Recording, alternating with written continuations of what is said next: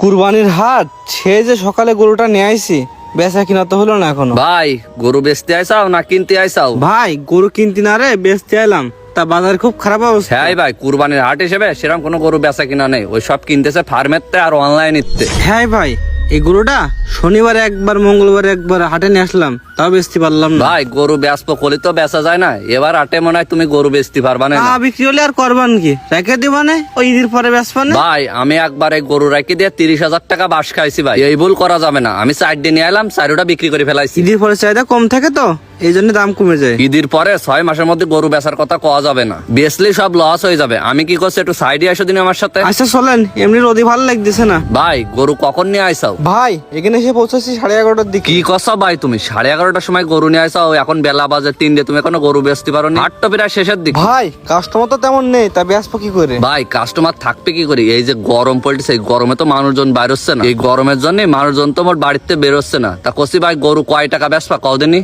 ভাই সকালে একটা পার্টি এলো, আমি দাম চালাম 1,32,000, সে 1 লাখ বলে চলে গেছে। কি 1 লাখ কইছে? তা তুমি গরু দাওনি? বাজারের অবস্থা তো বেশি ভালো না, তোমার তো লাখ ভাঙি কয়নি, তাই তোমার কপাল ভালো। ভাই গ্রামের থেকে 1,25,000 উঠেছে, আর এখন যদি একটু বেশি না হয় তা কি করে দেবো? ভাই তুমি এই আটে এই গরু বেচতে পারবা না। তোমার যে লাইন মাইন দেখতেছি ভাই, তা তোমার একটা কথা করছি, যদি তোমার এই গরু বেচে দিতা তুমি আমার কয় টাকা দিবা কদিনই? ভাই এলাকার দাম হয়েছে 1,25,000, আনা খরচ সহ আমার 1,000 টাকা ধরে দিয়ে নেন। আচ্ছা ঠিক আছে ভাই, তুমি ওই চার দোকানে যাই বসো, আমি পাটি নিয়ে আসতেছি। ঠিক আছে। আচ্ছা ঠিক আছে।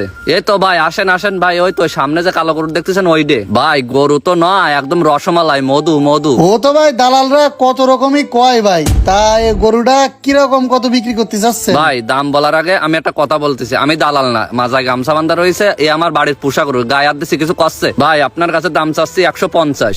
1.5 লাখ টাকা চাচ্ছেন ভাই এই গরু?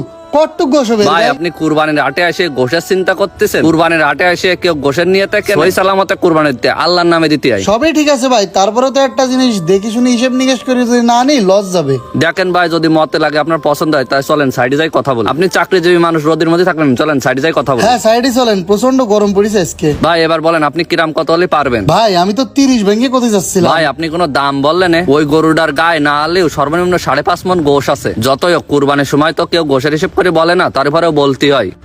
ঠিক আছে ভাই, আপনি বলতেছেন আমি বুঝতেছি, আমি অবশ্য গরু অতটা বুঝি না তো, তারপরে দেখেন 1,32,000 দেবেন। যতই হোক আপনি স্যার মানুষ, একটা দাম বলেছেন, যাই হোক ঠান্ডা মান্ডা খাবানে চলেন স্যার, আপনি 1,35,000 টাকা দেবেন। পছন্দ তো হয়ে গেছে, এখন কি করব? আচ্ছা ঠিক আছে ভাই, 1,000 টাকা কম স্যার কি সব বলতেছেন আপনি? আপনি একজন সম্মানীয় মানুষ, আপনি দামাদামি করতেছেন। স্যার আপনার সম্মান হিসেবে 500 টাকা কম নিবান। স্যার মাথার টাকাটা দিয়ে দেন আমার কাছে এখন। আচ্ছা ঠিক